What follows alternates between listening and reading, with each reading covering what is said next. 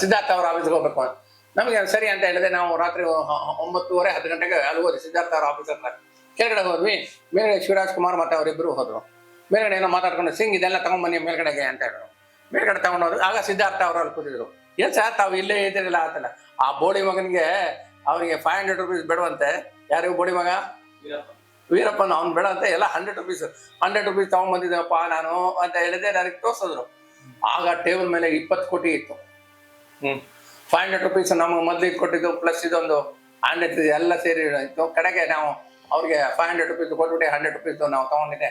ನಾನು ಕಳ್ಸ್ಕೊಡ್ತೀನಿ ನಾನು ರಜನಿಕಾಂತ್ ಅವರ ಆಫೀಸ್ಗೆ ಎಲ್ಲ ಅಂತ ಹೇಳಿದ್ರು. ನಮ್ಗೆ ಇನ್ನೇನು ಬೇಕೋ ನಮಗೆ ಎಲ್ಲ ಕೌಂಟ್ ಮಾಡಿದ್ವಿ. ಮಿಷಿನ್ ಇತ್ತು, ಕೌಂಟ್ ಮಾಡಿದ್ವಿ. ಅಲ್ಲಿ 10 crores ಇತ್ತು. ಮತ್ತೆ ತಗೊಂಡ್ರೆ ಬರ್ತದೆ. ಆಮೇಲೆ ಇವಾಗ ರೀಚ್ಡ್ ವೀರಪ್ಪ. ಯಾವಾಗ ವೀರಪ್ಪನಿಗೆ ರೀಚ್ ಆಯ್ತೋ ಇಲ್ಲೋ ಅವನು ರಾಜ್ಕುಮಾರ್ಗೆ ಬಿಟ್ಟು ಕಳಿಸ್ದ. ಎಲ್ಲಿಗೆ ಬಿಟ್ಟು ಕಳಿಸ್ದ ಅಂತ ಹೇಳಿದ್ರೆ ಅಲ್ಲಿ ರಾಮರಾಜು ಅಂತ ಹೇಳಿದೆ ಒಬ್ಬ ಈರೋಡಲ್ಲಿ ಒಬ್ಬ ಅವನು ರಾಮರಾಜು ಅಂತ ಹೇಳಿದೆ. ಅಲ್ಲಿ ಒಂದು ಫಾರೆಸ್ಟ್ ಇದೆ ಈರೋಡಲ್ಲಿ. ಆ ಫೋಟೋ ಇದೆ ನನ್ನ ಹತ್ರ ರಾಮರಾಜದ್ದು. ಆಮೇಲೆ ಅವನ ಹತ್ರ ಅವನೇನ್ ಮಾಡ್ದ, ವೀರಪ್ಪನ್ ಬಂದಿದ್ದೆ ರಾಜ್ಕುಮಾರ್ಗೆ ಬಿಟ್ಟು ಕಳಿಸ್ದ ಅವ್ರ ಮನೆಗೆ. ಅದಕ್ಕಂದ್ರೆ ಕ್ಲೋಸ್ ಫ್ರೆಂಡ್ ನಕ್ಸಲೈಟ್ ಇದ್ದ ಅವನು ರಾಮರಾಜು. ಸೊ ಅಲ್ಲಿ ಬಿಟ್ಟಿದ್ದ. ಅಲ್ಲಿದ್ದೆ ನಮಗೆ ಇನ್ಫಾರ್ಮೇಶನ್ ಬಂತು ವೀರಪ್ಪನ್ ಬಿಟ್ಟಿದ್ದಾನೆ ಹೀಗೆ ರಾಮರಾಜು ಮನೆ ಹತ್ರ ಇಮಿಡಿಯೇಟ್ ಆಗಿ ಹೋಗಿ ಅಂತ ಹೇಳಿದ್ರು.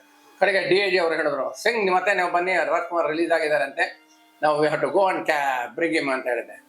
ಸೊ ನಾವೇನ್ ಮಾಡಿದ್ವಿ, ಸರಿ ಅಂತ ಹೇಳಿದ್ರೆ ನಾವು ರಾತ್ರಿ ಹೌದು ಸರ್ 11 ರಾತ್ರಿ 11 ಗಂಟೆಗೆ ಕಾರಲ್ಲಿ ಬಿಟ್ಟಿದೆ. ಅಲ್ಲಿ ಎಲ್ಲೋ ಧರ್ಮಪುರಿ ಹತ್ರ ಎಲ್ಲೋ ಯಾವುದೋ ಹೋಟೆಲ್ ಒಂದು ಸ್ವಲ್ಪ ಸಾಂಬಾರು ಗಿಂಬ ತಿಂದಿದ್ದೆ.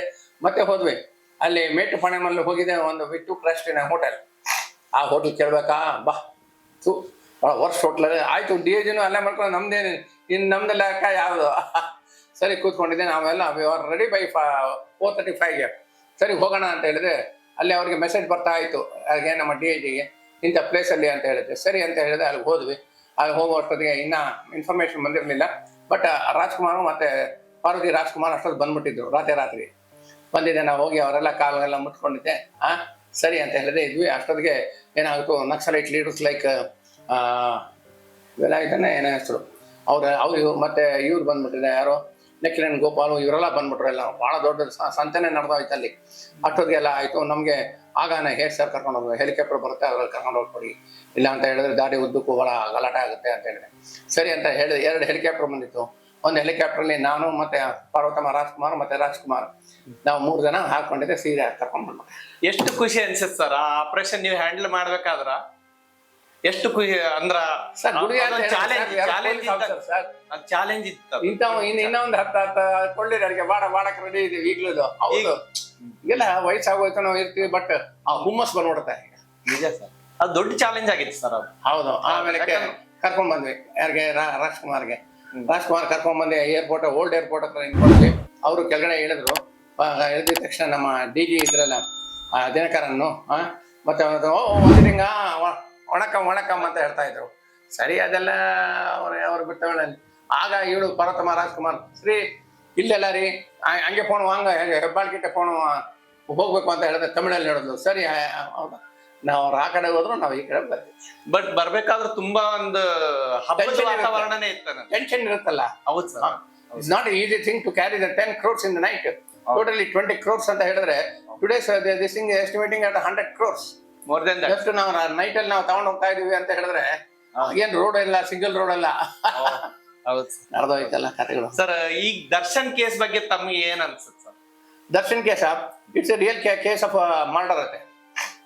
ಈಗ ಏನೋ ನಾಗೇಶ್ ಅವರು ಫೋನ್ ಮಾಡ್ತಾ ಇದ್ದಾರೆ, ಅವ್ನು ಮರ್ಡರ್ ಮಾಡಿಲ್ಲ, ಅವ್ನು ಅಲ್ಲೇ ಇರ್ಲಿಲ್ಲ, ಏನು ಯಾರು ಇದ್ರು ಅಂತ ಹೇಳಿದ್ರೆ ಅವ್ನು it's a case of murder. ಅವ್ನು ಬಿಡ್ಬೇಕಾದ್ರೆ it was a case of murder and kidnapping for the purpose of for what. ಅವನಿಗೆ ಕುಮಾರಸ್ವಾಮಿ ಯಾರು ಅವನು ರೇಣುಕಾ ಸ್ವಾಮಿ ಅಲ್ಲ, ಅವನಿಗೆ ಮರ್ಡರ್ ಮಾಡೋಕ್ಕೋಸ್ಕರ ಅವನು ಕಿಡ್ನಾಪಿಂಗ್ ಆಯಿತು. So this are the major sections in this thing. ಅವನಿಗೆ ಆಗೋದು ಬೇರೆ ಆಗೋದು ಕಷ್ಟ ಆಗಿದೆ. ನೋಡ್ಬೇಕು. ಅದಕ್ಕೆ ನಾವು ಬಹಳ ಹೊತ್ತು ಕೊಟ್ಟನಪ್ಪ. ಅದಕ್ಕೆ 1 hour ಕೊಟ್ಬಿಟ್ಟೆ ನಾನ್ ಸ್ಟಾಪ್. ನಿಜ. ಈಗ ಹೊಸದಾಗಿ CRPC IPC ಬಂದಿದೆ. ಈಗ IPC ನಲ್ಲಿ ಕೆಲವು ಸೆಕ್ಷನ್ಸ್ ಎಲ್ಲ ಹಾಗೆ ಇದಾವೇನ, ಅದೇನು ಮೇಜರ್ ಚೇಂಜಸ್ ಆಗಿಲ್ಲ. CRPC ನಲ್ಲೂ ಮೇಜರ್ ಚೇಂಜಸ್ ಆಗಿಲ್ಲ.